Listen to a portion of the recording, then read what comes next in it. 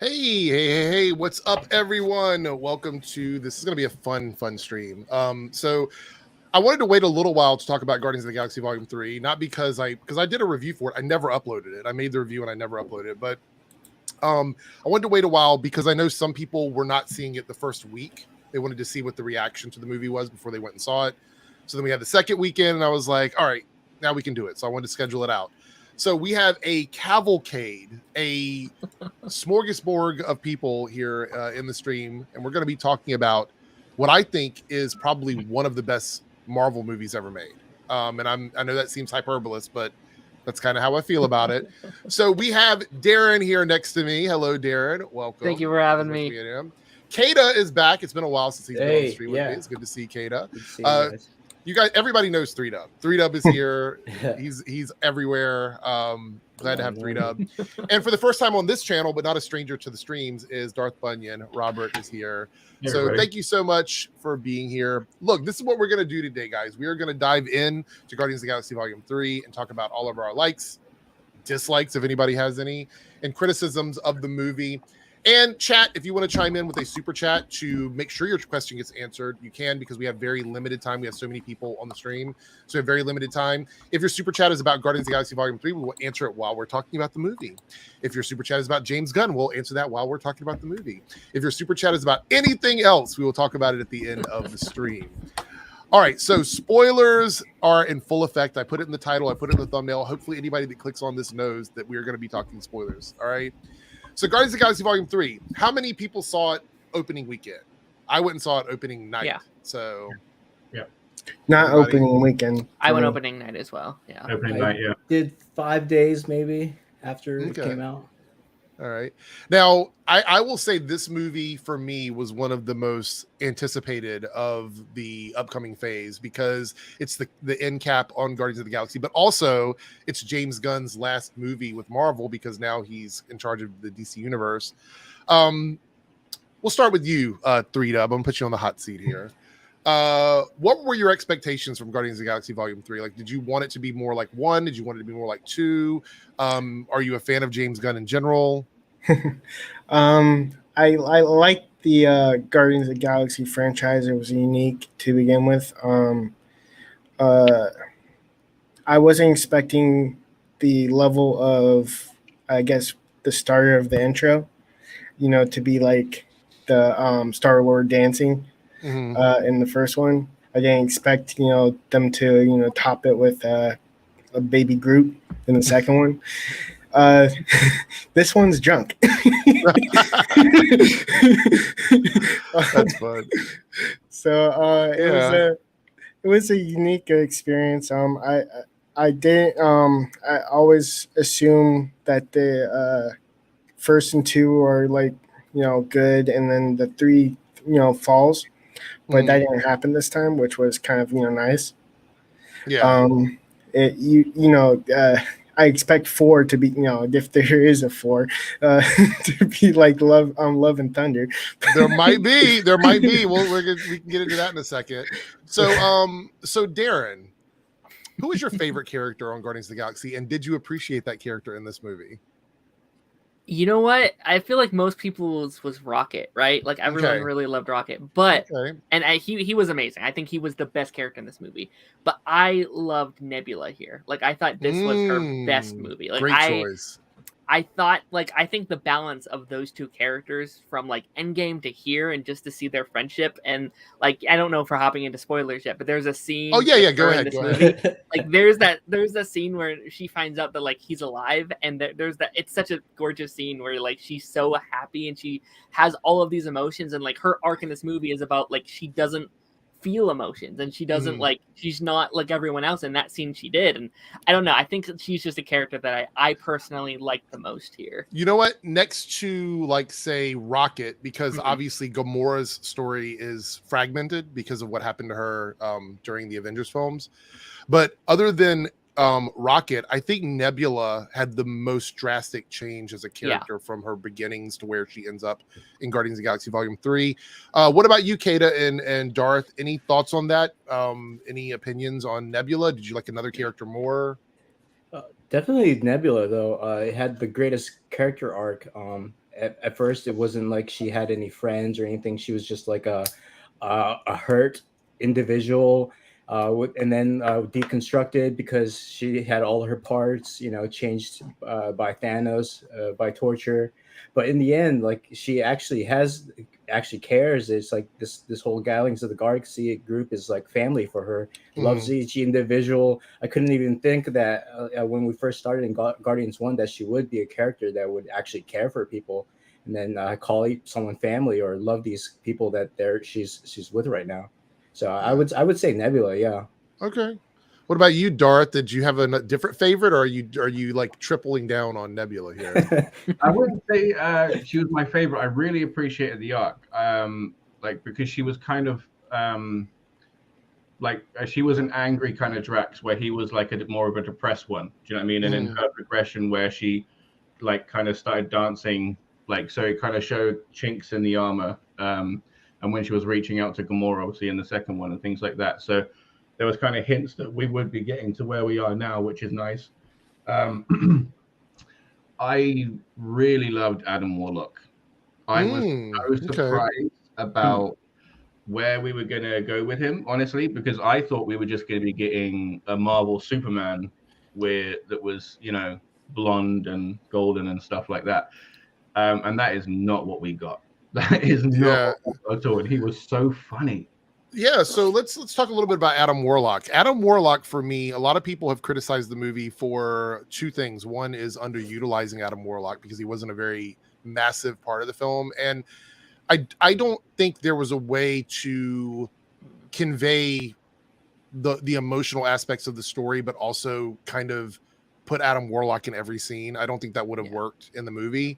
But then there's also criticism that people don't like the way he was portrayed in the movie, which I don't steadfast to like comic accuracy, but him being a childlike character is very similar to his original origins in the comics. So I don't think they went too far from that. I think people just didn't appreciate it for what it was, because like Darth, you're saying, I think some people wanted him to be an MCU Superman, and I don't think that was the right direction for the character, to be completely honest.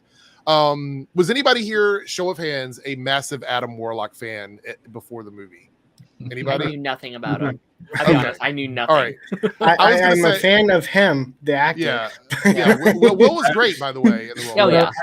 I knew like some stuff about him, and I appreciate him as a character for the interactions with Thanos that he had, where they kind of started to see themselves as more equals and everything else, and like appreciation for the kind of roles that they play in the galaxy. But yeah, no, great love of, oh no, like I feel like this is a change that they've made and I don't like it. No, not at all. I mean, the thing about it is he is an extremely powerful kid. That's what he is. That's basically what he is. He's like if someone was gifted with like Superman powers and they were a child. That's what Adam Warlock was. And the thing about it is, I personally think that he will come back again in another Marvel movie. I think so. He's still incomplete too. That you didn't want to start him off all overpowered. That's why he couldn't be in every scene like a Captain Marvel.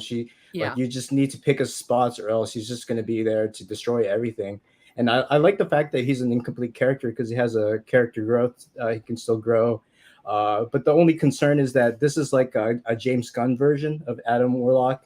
So if he's not part of the next one where Adam Warlock's in it, a director might take it in a different direction than what James Gunn intentionally intended it for. Yeah, and the thing is, in the comics, he is connected to Counter-Earth. That is something that was part of his story with the High Evolutionary and all of that. So having that all together it's like James took inspirations from the comics, but then changed the story slightly to fit Guardians of the Galaxy, which I think is the proper way to do it. And, to be honest, no offense to Guardians of the Galaxy prior to James Gunn, but what he did with this franchise as a whole really made them a household name from being essentially comic book, I hate to say this, nobodies for most people. Like most people didn't know a lot about the more updated Guardians. And yes, they had a niche audience in the comics, but he took Guardians, like we talk about how risky phase 1 was for Marvel. Yeah. I would say the riskiest thing that Marvel ever did up until the point that it happened was Guardians of the Galaxy. Yeah. It's a franchise that not only did you put the trust in James Gunn, who has a specific like style that he does, but a bunch of characters that a lot of people don't know about, and people fell in love with Groot. And then it was so heartbreaking. We lost that original Groot. And now we have new Groot, by the way, in this movie, who was Swole Groot. I think some people are calling him Swole Groot. Yeah. Who loves music and is fun and has a very close relationship with the team, because we saw him grow up. We saw him as a sapling all the way to where he is now. And then we see the evolution of that, where he can like increase his mass and his size in a way that we didn't see the original Groot do. And a lot of people were critical of this Groot, but people have to remember, this is not Groot 1. This is Groot 2. This is a second character, completely different. 2 of Groot. Yeah. Yeah, basically. Anybody have any thoughts on Groot from this film compared to where he was in 2 and the holiday special? Because I think basically the holiday special version and this version are the same version. It feels like a Benjamin Button kind of scenario where we see adult Groot first and he goes back in time. Yeah, I saw a lot of people like complaining that he wasn't in this movie very much, but you also have to think like he was a big part of Guardians 2. He was a big part of the like Avengers movies. He even had his own show. Like he had a whole thing to himself. Oh, yeah, I that was great. didn't need like going into this movie, there's nothing I needed that character to do except grow up. And I think what's really cool about this version is that like unlike that original group, he's been a part of this family his entire life. Like exactly, he's a family man and he's been there by their side. So I think him and Rocket being like ending the story with Rocket still being part of that like family and that team was a really good call. I didn't need anything else from him. Okay. I like the fact that he says, "I am Groot." Everyone that has been with him for a while knows, but Gamora is like, "Y'all just making stuff up that he says, right?" Yeah. But at the end, she finally understands what he's talking about. Yeah. And we do as well. Yeah. That was great because I figured something was going. When I saw it with some friends, and they said that they didn't appreciate the fact that he said something else, and I'm like, this isn't the first time he's done this. Groot, the original Groot, did it in the first movie, and he said we are Groot. Yeah. Right. So sat there crying with that one today. Yeah, that scene when he's saving them, and totally. I actually think that we everyone else heard "I am Groot." It's just that we heard what he's actually talking about, just like everyone else. Yeah, that's what I took away from that. I really enjoy the father-son dynamic that they adopted for Peter and Groot in the second one, and I think that was a strong choice that they didn't have to make. They could have just reintroduced him as, it's a tree that's grown back up again. They didn't have to take this route, and I think that worked really, really well, especially with Peter's issues with ego, and then Yondu as well. Yeah, and then relaying that into this movie, it worked really good. I really enjoyed it. So one of the things this movie kind of did, and it was the theme throughout the movie, and we saw it a lot with the Gamora aspect, with Nebula, with pretty much every character, is, as Vin Diesel would say, family. It's about family. That's really what this movie was about. And people think that's corny, but the way James handled it in this film, it didn't feel that way at all for me watching the movie. And one of those things is that this franchise, even though Star-Lord, we'll talk about him in a second, even though Star-Lord was the point of view character for us coming into Guardians, it's been about Rocket.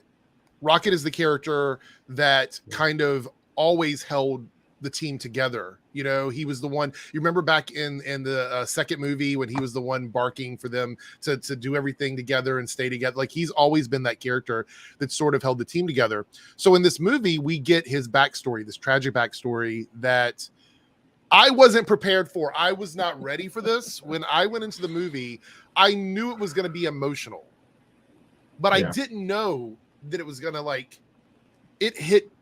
It's like when you get a Sprite from McDonald's and it's like the right kind of Sprite, and you go to drink it and you're like, oh, like it was like that. Like, it really woke me up when I was watching it.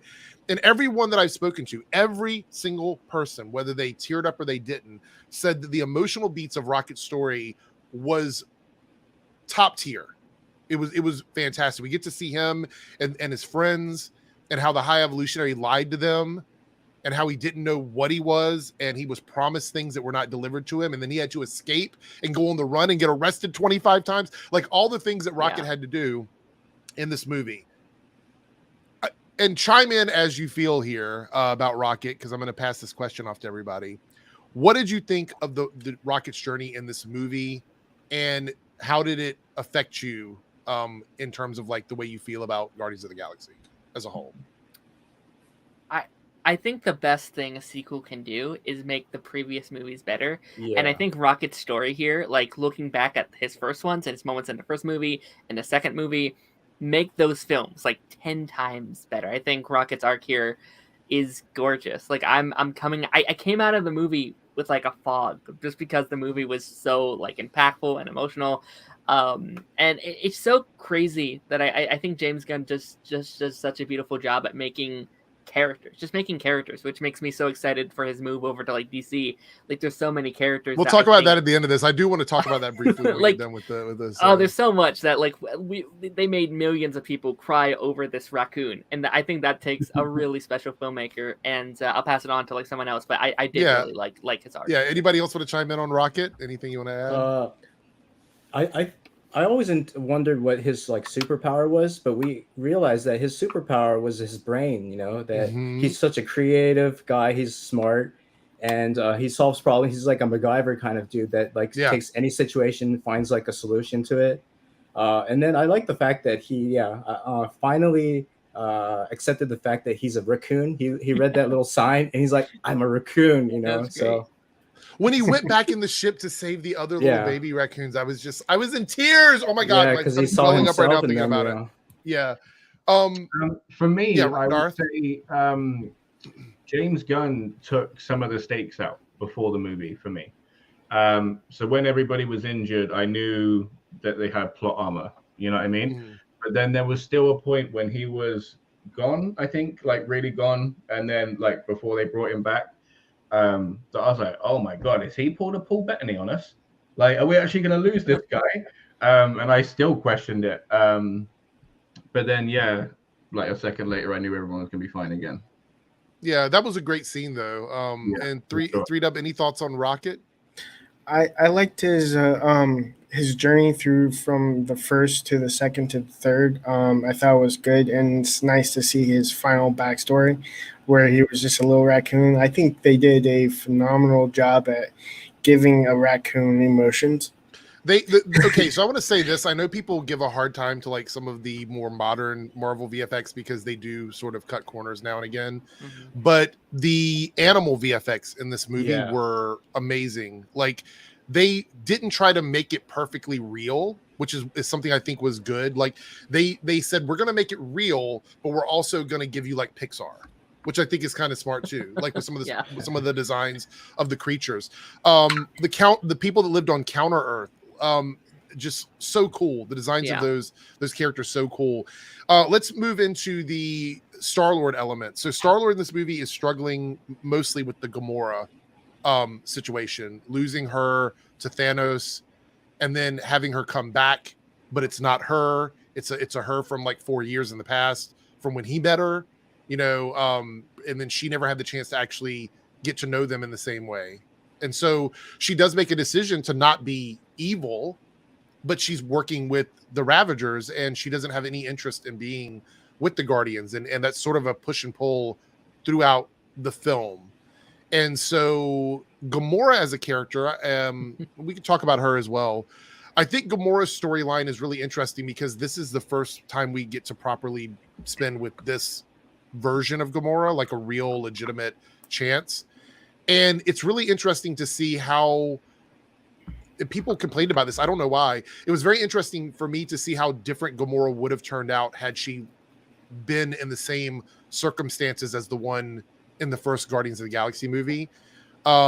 Because now situations have changed. Nebula is kind of where Gamora was prior to being lost. And Gamora is where Nebula was at the beginning of the first movie. And they did the best thing ever, which is sad, but also appropriate, is Gamora did not choose to stay with Star-Lord. He had to accept that fact that there's a closure on that it's just not going to happen. And it shows that the same person can make two different decisions based on life circumstances. And I think that's really important. And I think it was great for the growth of Star-Lord as well. So any general thoughts? We'll start with you, Darth. Any general thoughts on the dynamic of Star-Lord and Gamora in this movie? And did you like where they wrapped everything up? Yeah, I would say so, because otherwise it would have been really quite cliche that they would have only gone, because they wouldn't be breaking them up and having a whole bunch of drama, because nobody would really be interested in that. Right. So they would have only just gone for the retirement, marriage, kids kind of route. So it is nice to see a different dynamic for sure. Correct me if I'm wrong. Was there some kind of like mind wipe with her or something when they or no? What in what way with Gamora? Yeah, because obviously I know she's from another timeline. Yeah. But when they were talking about like why she has issues and stuff, I couldn't hear it properly if there was something else involved or not. I believe the only thing is that she was taken from the time when Thanos was first looking for the Infinity Stones, like, and that's before. Yeah, so she was a daughter of Thanos with Nebula doing all of his dirty work up until the time where she met the Guardians. And so I believe that this Gamora is just a version that never actually met them until she came over from the time the blending of the timelines from 2014 from Endgame. So she would have been a Gamora that would have been several years before she actually met Guardians of the Galaxy. Which I think that's the difference in the character. As far as I know, anyone else want to chime in on that? I don't think there was any mind wiping or anything like that with her. No. Okay, I went 100%. It was trying to catch it all. There was so much going on in the movie, honestly. It was. Yeah. Retaining all of it is just a chore. Yeah. Well, I mean, the dialogue was a little weird because they kept referring to the fact that she doesn't remember. And I thought that was a weird way to frame it because I don't think they know so this is my take on it. I don't think they're aware of exactly where that Gamora is from in time. So they might assume that she was a Gamora that did meet them, but then came over with Thanos and just doesn't want to hang out with them or whatever. Because I don't think they've actually had a conversation with her except for Nebula. Seems like Nebula is the only one that was in direct communication with Gamora. I think everybody else was sort of in the weeds. Kato, you wanted to say something? No, it's just sad. It's great that they didn't put them together, but and then Star-Lord just naturally talked to her like she was his Gamora. You know, the fact that he has that heartbreak, but I love the fact that it almost made me cry. The fact that at the end she was like, now she understands, like after all that they've been through, it's like, yeah, we would have been fun. Like now she understands. Yeah. And that like almost teared me up because that almost reminds you of all the breakups that you've had, that why you can't get back together, you know, but just reminiscing about all the good times, but that's a good point. So like from that standpoint, or from that perspective, you look at it and you go like, it's like when people are together, this is relationship shit. Like I can't believe it, but when people are together and they find out that they still care about each other, but they're not right for each other. You know what I mean? And I feel like that's where they were, because you see Gamora is extremely happy with the Ravagers when we see her back with them on the ship, because that's her family, and it has nothing to do with Star-Lord, which is the interesting thing. Like that could have been fun. You're right. She acknowledges that, but at the end of the day, she was happy where she was and she didn't need anything else. And I think that was a really important message in the movie, to be honest. Yeah. Anybody else want to chime in on Star-Lord and Gamora before we move on to High Evolutionary and wrap up our thoughts of the movie? I had a kind of like a thought. Back in Endgame where Nebula and Gamora from the 2014 came to the present. I have a feeling, strong feeling that Nebula forced the situation. Like she said her perspective on what guy that Gamora was dating, and it forced her to not like it. Oh, that's interesting. Do we think are we shipping Star-Lord and Nebula? Is that the new ship that we're doing? Or no? I have a feeling she forced it unintentionally. They were leaning heavily for that, weren't they? The whole body language just kept screaming it, and everything else they were throwing at it. Yeah. What about you, Darren? Any thoughts on this? Anything you want to add? I will say, and I don't think this is automatically an issue, but like in the larger, I guess, MCU and also the like DC universe, there aren't a lot of like love stories anymore. And this is a conversation I've heard a lot recently. But like, look at the MCU. There's not really any like ongoing relationships. Like the only one we had was like Iron Man and Pop, right? And I guess we kind of had like a Captain America, but like even then, like she wasn't like around. Like a lot of it's either off screen or they die or it's just not at all. Peter Parker and Mary Jane. Peter Parker, yeah, kind of, but now they're over, kind of. Yeah. For now, like I would be kind of curious to see, if that's just something that Disney's like. No relationships, no. Yeah, whatever. She-Hulk was trying, bless her. Yeah. Okay, see, for me, thinking back into Phase 4, because with Ant-Man we have the family dynamic there. That's true. We have that. But in Phase 4, it's quite possible that T'Challa may have pursued some sort of relationship in his film that we would have never we didn't get to see. The other one I think about, and I know people are probably going to say, is Eternals. There was a massive love story in Eternals as well. It just wasn't, people didn't receive it as well. Chloe Zhao, very, very talented. I don't think it hit in that movie the way it should have. I mean, something did happen with Black Panther. I mean, they have a kid together. Yeah. That is true. It's kind of off screen though. Yeah. Well, it was hinted at in the first one. Yes. Yeah. So let's talk about High Evolutionary. Okay. Oh yeah. High Evolutionary is villain. probably gonna be in the goated category of like bad baddies for the Marvel Cinematic Universe. Yeah. And there's a lot of implications with his character that I think transcend what the movie actually said to us. Like there's a lot of things like the whole idea of eugenics and trying to create the perfect people and not caring about the things he creates and then just erasing them and wiping them out when he doesn't want them, which by the way is very on brand for the High Evolutionary. That's literally like how he was in the comics. But to see it in a movie and actually, because in two-dimensional spaces, sometimes it doesn't convey the same way as it does when you see it in a three-dimensional space. And so to see this world where all these people were living and existing and their lives were very similar to like 1980s Earth in a lot of ways, to see that world and to see how he just callously wiped them out because he had decided that it's time to move on to the next thing that he was going to evolve. There was criticism that people said it was unnecessary. I will disagree with that. I think that scene, although it was heartbreaking, because let's be honest here, it wasn't reality. It's a fictional movie. That scene, the implications that has on High Evolutionary and what he's capable of doing were vastly important to Rocket's reaction to what was done to him and what happened to High Evolutionary at the end of the film. Do agree or disagree with that? Yeah, for sure. Yeah, okay, agree.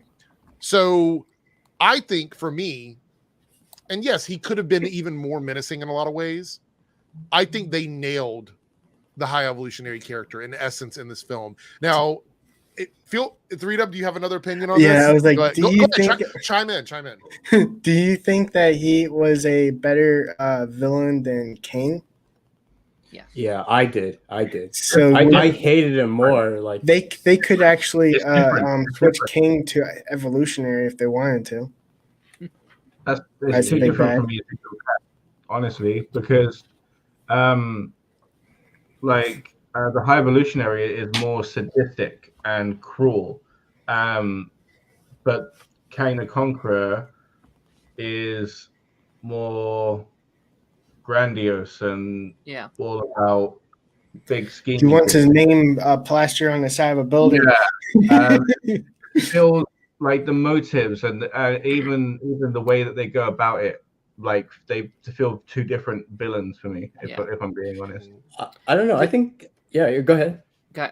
I was just gonna say that like for King, this was also just like part one of his story. Like there's an ongoing thing with him. Yeah. So I think it's a slightly unfair to judge, but like just based on like Ant-Man and Guardians, I would say that he was the better villain. Yeah, I think that of course the best villains are the ones that they think that they're doing what is correct. Like I could definitely see that from the standpoint from him, what he thought he was doing was like not a villainous kind of thing to do. But Kang, I still don't understand his motives. But the fact that High Evolutionary was messing with animals and people love animals, so you do not mess with animals. I was about to say Kang did not attack like otters and raccoons. So I mean, it's one of those things, you know. So it's interesting. They've actually been, for me, I feel like, because to prepare for this, I was trying to get all three movies, watched it today. I got onto the 20 minutes of the third one. I got that far. Oh, really? They have been setting up the High Evolutionary since the first one. The introduction of Rocket had his tag with like 89P13. Oh, yeah. And Homeworld and stuff that. On the list, and I didn't know there's like it was discussed in this one, but there is actually a galactic or universal law that is applied to everywhere, and I didn't know that because who enforces it? Yeah. I think wasn't the Nova Corps like sort of the police of the universe or something? I thought they were kind of set up as like a police force for the universe. They didn't really show that. You know? They if anything, they just showed that they policed their own planet, and that was it really. And by the way, I want to totally unrelated to this, but I just thought about this because you brought it up, Darth. Apparently, there was going to be a scene that shows Thanos attacking Nova and getting the first Infinity Stone. In this movie? And no, in general, like I think during Infinity War, I think is when they said they were going to show that as a scene. It was deleted or whatnot from the concept of the film, because that planet is apparently gone. So there's no more Nova Corps, I guess, or at least not in the capacity that we remember from the planet. But perfect time to bring in that Ryder guy, Richard Ryder. Yeah, Richard Ryder. Yeah. I think there's probably plans to do that down the road. But okay, so High Evolutionary, I think really great. Obviously, perfect. Yeah, go ahead, Kata. I like the fact when they pulled his face off. Like, oh, his face come off, and oh no, dude, it's mask. But it was kind of like a RoboCop thing. He kind of like Red Skull under there, you know. Well, the thing is that the face under that mask looks like the comic book version of High Evolutionary, who's got like the more like purpley blue-ish type face, which I thought was kind of interesting. Honestly, been like Retribution, like fully deserved it, and I did not care. You know what I loved about that scene, and maybe it's just me that took it this way, but throughout the entire course of the film, as we're with High Evolutionary, he's working on animals, creatures, and turning them into monster versions of, you know, who they are, like with Teefs and Floor, and like turning them into like these monsters. And then the whole time he was a monster. He was hiding what he was under a fake face, basically. And he's so insecure too. He made a creature, he made an invention that was smarter than him, and he just couldn't stand the fact that Rocket Raccoon was smarter than him. By the way, I want to point out how cool was it that when he pulled Rocket in and they were talking about the next batch, and within like seconds, Rocket looked at everything and goes, "Okay, this is what's wrong." I was like, that's really cool. Like that was a really cool scene, and it just brought more.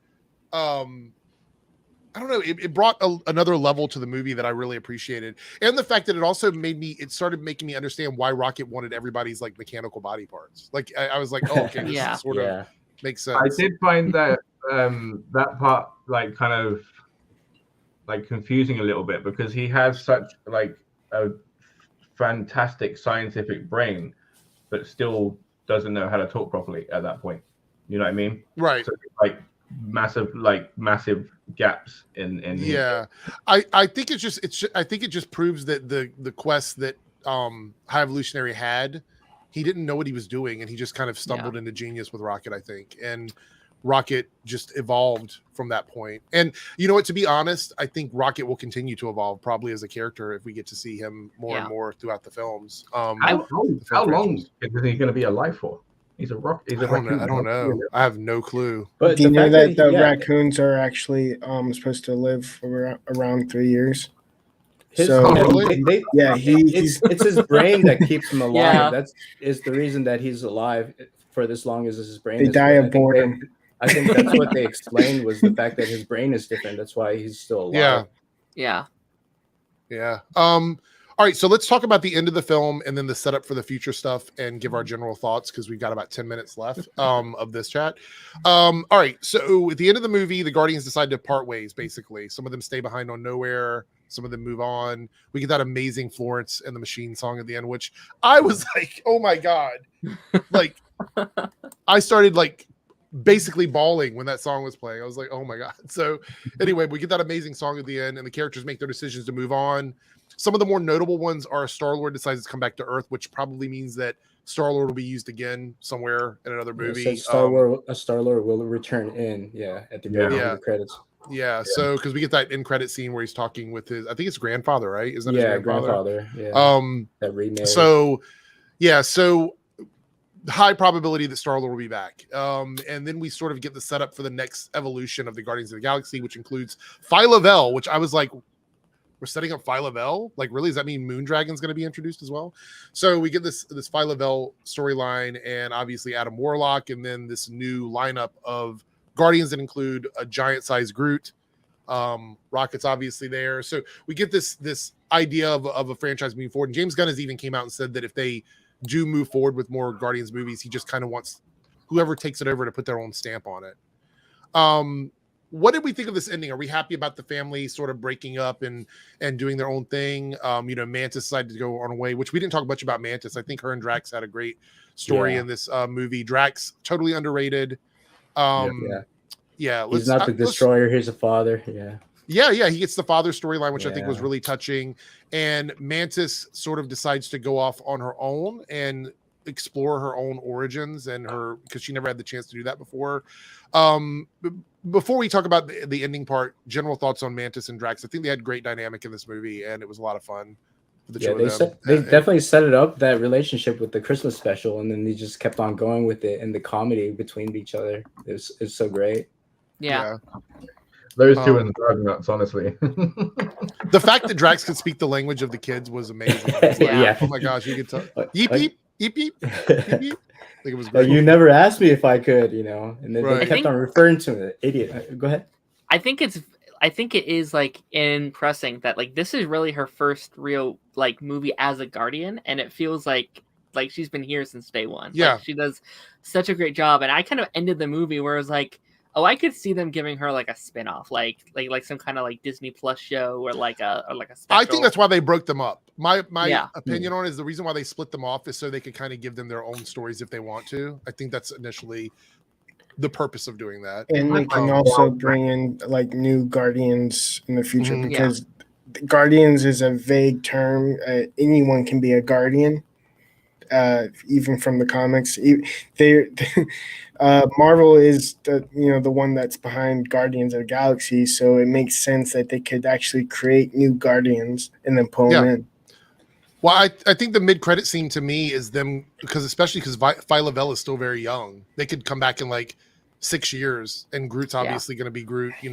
Rocket will keep kicking along. Apparently, he's timeless. Rocket will keep kicking along, but like Phyla-Vell will be older. They can make her like more of a teenage character and do more things with her as a character in the story. So, I don't know. I really enjoyed it, and I think the ending of the movie for me was really appropriate, and it was very emotional. And I can't wait to see where we go. I don't know what director I would trust with this franchise moving forward if we decide to do another Guardians, because Taika Waititi basically bummed me out with Love and Thunder. So I initially after Ragnarok, I would have said yes, bring him on, definitely 100%.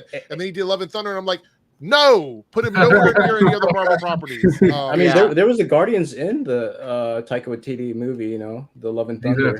And then even the Russo brothers kind of messed up the Guardians of the Galaxy, and because they even joked about it, the fact that Star-Lord almost he did ruin it, because when they were doing the tag team and then trying to get Thanos gauntlet off, that he was the one that kind of went crazy and then destroyed the plan. But they kind of almost wanted James Gunn wanted to take it back, the fact that they kind of joked on it. Well, yeah, he owned it. He owned it later for sure. And also, I felt like it was like because when you see them in Love and Thunder happened before Guardians of the Galaxy Volume 3, so he didn't seem sad. Like he didn't feel like regret. He wasn't talking about Gamora. There was a scene where he's like going to the arms that you love and staring into Abyss, and Thor just eaching over. Yeah. I mean, completely unrelated to this, but I think adding Thor to the Guardians was a mistake. I don't think that should have happened because it didn't really add anything to anybody. It actually made things more complicated for Guardians, and that journey for Thor was unnecessary. He could have done that by himself, pretty much. I think that there was something else planned, but like once everything else, like I think maybe instead of the Christmas special, there's some kind of other side project happening. Yeah. I don't know if that's still. And Thor's too powerful for any of the Guardians villains. I'm concerned about any other director directing Guardians of the Galaxy because even when James Gunn was fired, even the cast was like, "We're not going to continue unless you rehire James Gunn." So the love that they probably the relationship that they have with each other. So this is not going to be the same Guardians of the Galaxy kind of movie ever. Yeah, I think if they do continue, which by the way, we had a fourth Thor, we're getting a fourth Captain America. I think it's highly likely we'll get a fourth Guardians of the Galaxy. The movie, let's look up the numbers. I think the movie's doing pretty solid. I think they're going to get another. They passed like 500,000. Yeah, I think it's going to be. It's almost at 600 now worldwide. So I think there's a probability it's going to cap out around 750, which is pretty solid for this movie. It didn't have any competition either when the last couple of weeks that it's been out, but this week they have the Fast and Furious. Yeah. So that's the only thing, but. I think Fast and the Furious. Yeah. So I think Fast and the Furious will hurt their return viewership, but I don't think it'll hurt people that are going out to see it for the first time. Yeah, because the fact that I think the pre-sales for Fast X wasn't as good as what they were expecting to be, and then this word of mouth probably going to get people to continue to go see Guardians of the Galaxy, and even like I don't know how times. fast it's still going at this point, if I'm honest. So here's my before we'll talk about Fast X in a second. Let's wrap up because I have some thoughts on that. So Guardians of the Galaxy, I gave the movie in my spoiler-free review a 10 out of 10. I stand by that, even though there's small issues with the movie. The emotional feelings or the way I felt coming out of that movie and the way I feel for the whole franchise, because I feel like you have to judge now everything is one story. Sure. The way I feel about this, I feel like Guardians of the Galaxy is Marvel's Star Wars. I feel like it's a modern Star Wars type trilogy. Yeah. And I really enjoyed that about it. So I gave it a 10 out of 10. Do you guys want to assign numbers? We can go down the line if you want. Assign numbers. I think I gave mine like a 9.5. Like it's practically perfect. Like there was little tiny stuff that I could pick apart, but I don't want to. I don't need to. Like I loved this movie. Yeah, Kata? Yeah, 9.5 or a 10. It's kind of the best. It's best kind of like a season finale, and I think it's the best trilogy of all the Marvel stuff. I agree. 3Dub? 9.9 for me. Oh. There was like one nitpick that I hated. I'm trying to hear what that is later. I would say 10 out of 10 for me, with honorable mentions for Nathan Fillion and Jennifer Holland, because they are both so funny. They were. I love the fact that like there's cronyism, whatever it's called, but then there's having a troupe of actors that work well together and having them in different things. Yeah. And I had no idea she was so funny. I mean, nobody complains when people like Adam Sandler books all the people he knows and all these other things. I mean, people do it all the time. It's a very common thing. So. Yeah, he's like, "Oh, you got an idiot?" Yeah, I got one of those too. Oh my god! Nathan Fillion was in the Suicide Squad, so that's where he got James Gunn's approval. All right, so we're going to stay on for about another 5 or 6 minutes, and unless there's super chats, we'll wrap it up there. But we have Toe Senior here. I didn't like the ending of the family. They messed up somehow where the whole plot in Glue there was about family. They're all misfits. So you didn't like the fact that they split up, I guess. Yeah. Okay, but a family doesn't have to all live under one roof. Yeah. Hey Laura, how are you doing? They spent like 20 years on their ship or something like that. Quickly, Darren's spin-off idea. What about a Justified or Walker's Texas Ranger style of On Nowhere with Nebula? I mean, I'd be okay with that. I could see that. Yeah. All right. This is a very long discussion. So I'm gonna say this, Infinity. I think Phase 5 has a better understanding of what it wants to do. I think Phase 4 is an experimental phase. I think Phase 5 going into Phase 6, they clearly have a direction for the MCU. Yeah. So at this point, if people are complaining about them not knowing what they're planning, I mean, have you seen what they're setting up? Obviously, it's going to be Kang and then Secret Wars. So, yeah. All right. So I was talking about Fast X. Fast X is in a bad spot, and let me tell you why. It's up against a movie that has really good word of mouth, and I think this weekend Guardians of the Galaxy will still get people going out and seeing it 100% this weekend. I think at the very least it's going to make another 50 to 60 million this weekend, which is really good for the movie. And then Little Mermaid next. That's what I was going to say. So they have this weekend up against a good word of mouth movie, which is definitely going to affect their ticket sales. We'll have to see how much it is. But then the very next weekend, Disney's like, hey, we just had Guardians. It did really good. Now we're going to put Little Mermaid in the theaters. That's going to do good. Yeah. That might be $1 billion movie because Aladdin even made $1 billion, you know? I really enjoyed Aladdin. Yeah. So I think Fast X is in a bad spot because those fast movies typically do gangbusters. They make like a lot of money. I think this one, even if it's the best one they've ever made, is in a really, really bad release spot. It's in a really bad. Last one wasn't that great, right? I didn't see it. Let me see. I'm gonna check. No, I mean, last one was for me was really good. So not a box office thing. I'm saying like just the movie wasn't great, right? Oh well, the last one is I just watched them recently. The last one is the one where they went to space. Yeah, the last one was like let's do something out of this world. Yeah, I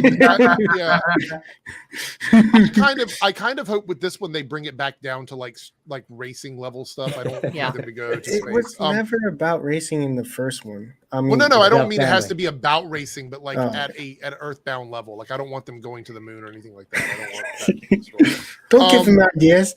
So the last movie made about 720 million, which is a lot lower than the previous entries, I think. Let me see here. What was the previous film? Fast 8. China loves these movies. Well, the problem was, I think that Fate of the Furious was the one that was Fast 8. So the Fate of the Furious made 1.2 billion. So something didn't work with the last movie. It only made 720. Did you like 7, by the way? Did I like 7? Yeah. Did you tear up at the very end? Oh yeah. 7 was super emotional. I think that one made more than any other ones. I can never get past 7 without tearing up because of Paul Walker. Yeah. But anyway, the Fast X thing and whatnot. Apparently, Jason Momoa was really good in it, which is fine. But I think it's positioned in a weird spot. So I think Guardians of the Galaxy has a shot at making another 50 to 60 million this weekend, which will put it in that ballpark of like Thor: Love and Thunder. Around there, which I think is fine. I don't think the studio, as long as you're getting over that like 550 to 600 million mark, I think Disney is absolutely fine with it. I don't think I saw their actual projections for Guardians of the Galaxy. I saw their opening weekend projections, but I don't know what they expected the movie to actually make. So, we'll have to see where that goes. And I wanted to bring this up before this will be the last thing, and then we're going to wrap everything up here, unless somebody wants to ask a question with Super Chat. James Gunn, DCU. So this was his last movie with Marvel. Yeah. And if this movie does not tell you that James Gunn can deliver everything, I don't know what will. I mean, action, he's got it. Special effects, he's got it. Understanding of character story arcs, definitely has it. Emotion, definitely has it. Serious, he can do that too. Yeah. He can do it all. So putting him in charge of the DCU and now knowing that Superman Legacy is a thing, and we'll do reverse order, starting with Darth Bunyan, and then we'll go backwards here. Are you worried about Superman Legacy with James Gunn in charge, or do you think that this movie tells you that it's going to be okay? I could not be more excited. Honestly, even before this movie came out, the second he was announced, I knew everything was going to be in safe hands. And honestly, I knew that I would be learning. You know what I mean? Because I knew, as you said before, I knew nothing about Guardians. If anything, it was that they were the Space Avengers, so there's a lot of DC that I'm going to be learning. I already have done, because since he announced The Authority, I've picked that up and started reading that, which is really That's a great series. Yeah, I love The Authority. Yeah. So I'm really excited to see where he's going to take Superman, especially because like that interview that everyone is like really harping on recently about which comic book movies he likes, and any references the original Superman. I would love to see a slight style of that, if I'm honest. A nice little throwback. Less Man of Steel, shiny stuff. You know, give me a cloth suit. I'm down. I don't care. You know. Okay. What about you, 3Dub? I felt like Guardians of the Galaxy was just to prove that he could do all these different genres of emotion, seriousness, funny, campy at times. But Superman Legacies, I feel like it's going to be like a really good movie about like my prediction is around 700 million for box office. Because obviously it's. By the way, I want to point out I don't think Superman Legacy is going to be a $250 million movie. I think it's going to be a much cheaper film. But yeah, go ahead. I feel like that people are going to watch it at home and then judge it because they're not entirely sure about the switch from Marvel to DC, so they want to make sure. Because usually, when people are not sure about something, they would watch it at home and then go for the sequel, and the sequel will skyrocket sometimes. Right. Yeah. What about you, Kata? Your concerns about James Gunn, or are you? No. I thought during like the Adam Warlock scenes that he was flying in, it was almost like showcasing what he can do, his abilities of what he can do. Yeah. If DC was, he was in charge of DC and stuff like that, and the fact that he's a great storyteller, so I have no problem with. I have trust in the fact that James Gunn's going to be able to tell a great story. He was talking about the other day that it's going to have a Superman that you want to hug. And he's obviously reading comics, so he's doing his homework. So I really have a lot of faith in him. Yeah, I mean, I think he wants to create a Superman that people want to be around, someone that's not so dark and dreary. And I believe that's probably the right direction. The world needs hope right now. The world is in a really fucked up place. And so having the opportunity to create a Superman that actually is that beacon of hope I think is what everybody wants. What about you, Darren? Wrap it up with your thoughts. No, man, I'm so excited. I mean, like when it was first announced, I was like, all right, James Gunn, Guardians and Suicide Squad is very different from Superman, so I wasn't quite sure. But these last couple months, looking more into James Gunn, hearing how he's talking about Superman and all these characters, and then this movie was the just the top on the cake, where I'm like, this movie's gonna be great. I have full faith in this movie. I don't know what projects come after. And we're getting crypto, by the way, Darren. We're getting crypto. We are. I'm so excited. It just seems like everything I love about Superman is getting put into this movie. I love Superman and what he stands for and the hope he shines on. I think we need that right now more than ever. I love it. Yeah. So that's good. So I feel the same way. I echo everything you guys say. Just put my stamp of approval next to all of them. You don't really need it, but you can put it there anyway. I feel so honored. So that is so that's what we're going to wrap everything up, but we have a lot of people here, so we're going to go over some shout outs here in a second. I want to thank everybody that's here with us today. I know this isn't a normal video format for my channel, so I want to thank like the 40 some people that we've had in the chat, everybody for contributing. We have a Feather Guardian, Maya, Maddie, Toe Senior, Laura's here, Infinity, Eric Robin is in the house, Lloyd, thank you guys so much and Liam is here as well. Thank you so much for chatting and being a part of the stream. We're going to be doing more of these moving forward, so if you guys like these kinds of style of movie reviews, I'm going to be bringing to my channel, but it'll be much sooner after the movie comes out, because I just wanted to give this one a little bit more breathing room, for people to get a chance to see it. But we'll probably do something like this more often. So Darth Bunyan, Darth Bunyan, you got channels, right? Your YouTube channel, you're doing reviews. You got a TikTok. Is that where you like your TikTok channel? Yeah, TikTok. I'm more on at the minute, but I'm the TikTok and YouTube are separate stuff, so I make unique content for each one.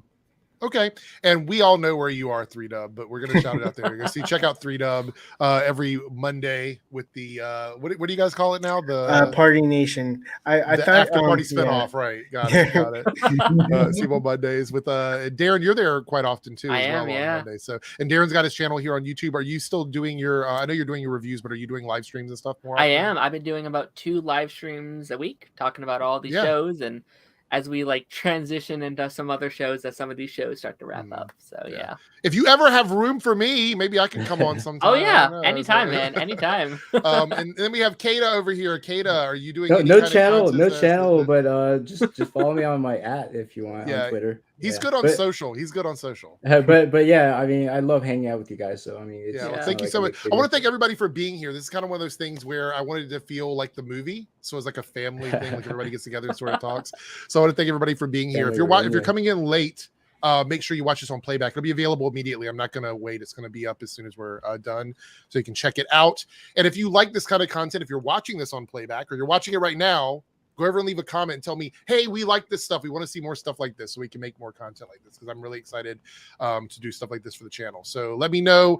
And thanks everyone for being here once again. I do appreciate it. And if you're watching this on playback, leave your thoughts and opinions on Guardians of the Galaxy Volume 3. What would you score that? And we have a question from Flash Freak.